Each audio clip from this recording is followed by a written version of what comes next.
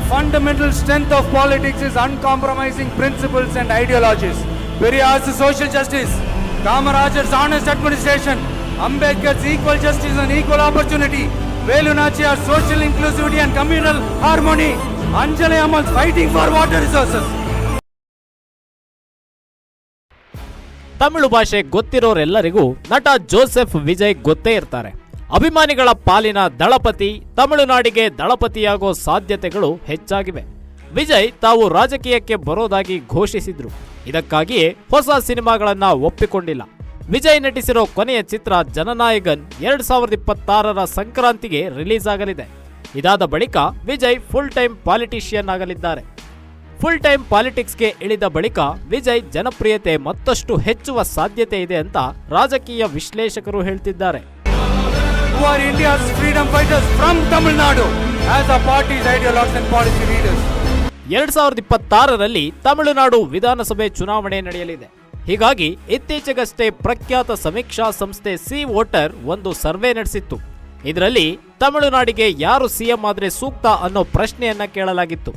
ಇದಕ್ಕೆ ಉತ್ತರಿಸಿದ ತಮಿಳುನಾಡಿನ ಜನ ಎಲ್ಲರಿಗೂ ಅಚ್ಚರಿಯಾಗೋ ರೀತಿ ವಿಜಯ್ ಪರ ಒಲವು ತೋರಿದ್ರು. ಮೊದಲ ಸ್ಥಾನದಲ್ಲಿ ಸ್ಟಾಲಿನ್ ಇದ್ರೆ ಅವರ ನಂತರದ ಸ್ಥಾನದಲ್ಲಿ ವಿಜಯ್ ಇದ್ದಾರೆ.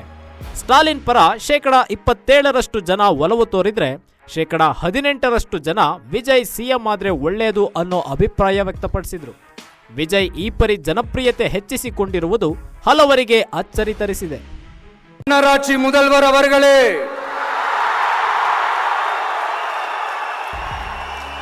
ಸಿನಿಮಾ ನಟರಾಗಿರೋ ವಿಜಯ್ ಪಾಪ್ಯುಲಾರಿಟಿ ಈ ಪರಿ ಹೆಚ್ಚೋಕೆ ಅವರ ಸಿನಿಮಾಗಳು ಒಂದು ಕಾರಣ.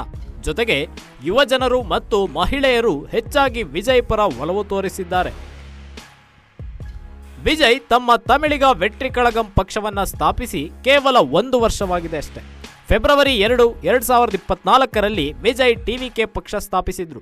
ಬಳಿಕ ಅಕ್ಟೋಬರ್ 27, 2024ರಲ್ಲಿ ಟಿವಿಕೆ ಮಾನಾಡು ಅನ್ನೋ ಬಹಿರಂಗ ಕಾರ್ಯಕ್ರಮ ಏರ್ಪಡಿಸಿದ್ರು. ಒಂದು ಅಂದಾಜಿನ ಪ್ರಕಾರ ಈ ಬಹಿರಂಗ ಸಮಾರಂಭಕ್ಕೆ ಸುಮಾರು 8 ಲಕ್ಷ ಮಂದಿಗೂ ಅಧಿಕ ಜನ ಆಗಮಿಸಿದ್ರು. ತಮಿಳುನಾಡಿನ ರಾಜಕೀಯ ಇತಿಹಾಸದಲ್ಲೇ ಇದು ಅತ್ಯಂತ ದೊಡ್ಡ ಕಾರ್ಯಕ್ರಮಗಳಲ್ಲಿ ಒಂದು ಅನ್ನೋ ಹಿರಿಮೆ ಗಳಿಸಿದೆ.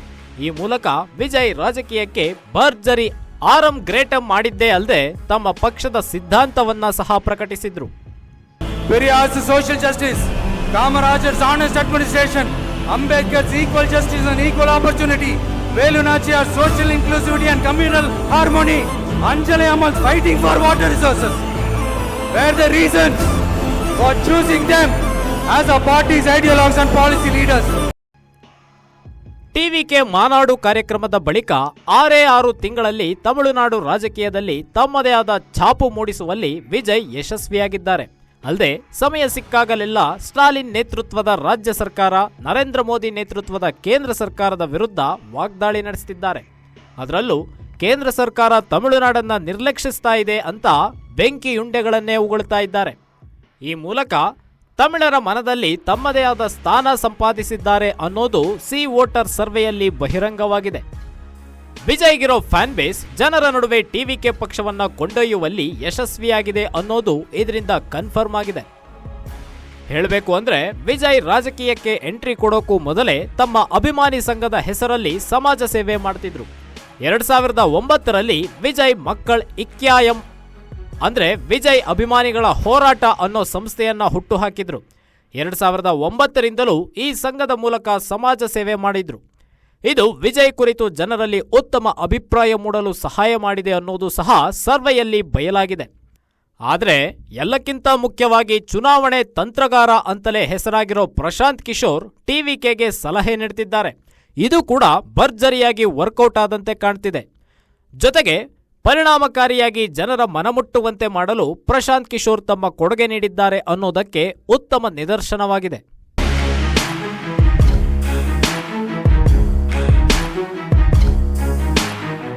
ಜೋಸೆಫ್ ವಿಜಯ್ ಸ್ಥಾಪಿಸಿರೋ ಟಿವಿಕೆ ಪಕ್ಷ ಇದುವರೆಗೆ ಒಂದೇ ಒಂದು ಚುನಾವಣೆಯನ್ನು ಸಹ ಎದುರಿಸಿಲ್ಲ. ಪರಿಸ್ಥಿತಿ ಹೀಗಿದ್ರೂ ವಿಜಯ್ ತಮ್ಮ ಸಿದ್ಧಾಂತದ ಮೂಲಕ ಜನರ ಮನ ಗೆಲ್ತಿದ್ದಾರೆ. ಪಕ್ಷ ಸ್ಥಾಪನೆ, ಒಂದು ಬಹಿರಂಗ ಕಾರ್ಯಕ್ರಮ, ಪಕ್ಷದ ಸಿದ್ಧಾಂತಗಳನ್ನು ಘೋಷಿಸೋ ಜೊತೆಗೆ ತಮಿಳುನಾಡಿನ ಸಮಗ್ರ ಅಭಿವೃದ್ಧಿಯೇ ತಮ್ಮ ಧ್ಯೇಯ ಅನ್ನೋದನ್ನ ಜನರಿಗೆ ಮನಮುಟ್ಟುವಂತೆ ತಿಳಿಸಿದ್ದಾರೆ. ಇದರಿಂದಾಗಿ ವಿಜಯ್ ಜನಪ್ರಿಯತೆಯಲ್ಲಿ ಭಾರೀ ಏರಿಕೆ ಕಂಡಿದೆ.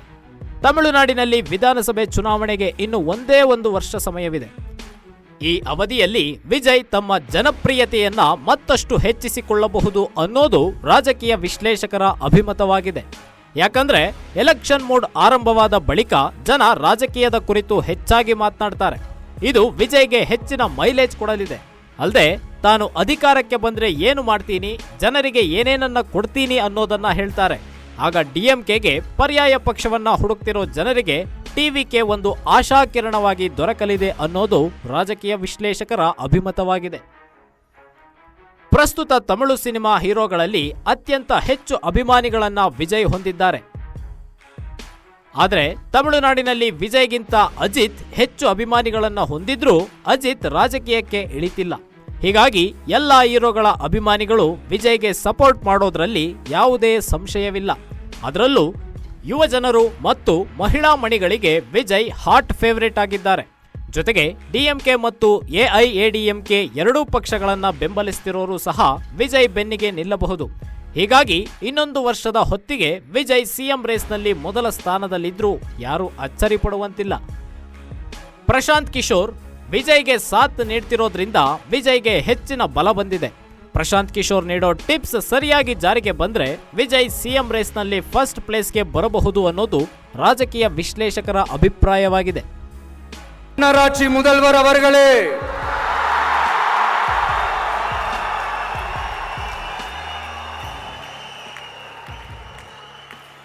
மாண்புமிகு திரு முத்துவேல் கருணாநிதி ஸ்டாலின் அவர்களே,